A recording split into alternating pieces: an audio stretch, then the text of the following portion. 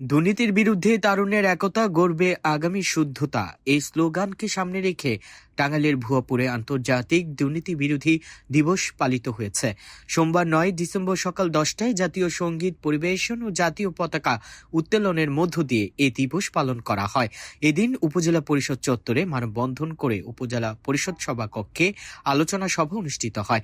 এতে উপজেলা দুর্নীতি প্রতিরোধ কমিটির সভাপতি মোহাম্মদ তাইবুল ইসলাম শোয়েব এর সভাপতিত্বে উপজেলা দুর্নীতি প্রতিরোধ কমিটির সাধারণ সম্পাদক মিজানুর রহমানের সঞ্চালনায় প্রধান অতিথি হিসেবে বক্তব্য রাখেন উপজেলা নির্বাহী কর্মকর্তা মোসাম্মদ পপি খান। এতে উপজেলা দুর্নীতি প্রতিরোধ কমিটির সভাপতি মোহাম্মদ তাইবুল ইসলাম শোয়েবের সভাপতিত্বে উপজেলা দুর্নীতি প্রতিরোধ কমিটির সাধারণ সম্পাদক মিজানুর রহমানের সঞ্চালনায় প্রধান অতিথি হিসেবে বক্তব্য রাখেন উপজেলা নির্বাহী কর্মকর্তা মোসাম্মদ পপি খাতুন।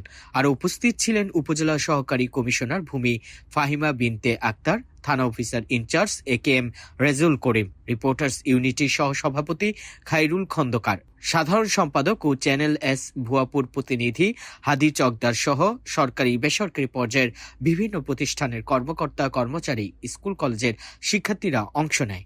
শিক্ষার্থী, কর্মকর্তা, কর্মচারীবৃন্দ, উপজেলা দুর্নীতি প্রতিরোধ কমিটি আন্তরিক ধন্যবাদ জানাচ্ছি। আজকে নয় এটা প্রতিরোধ করা সম্ভব। 2 নম্বর বিষয় হলো আইন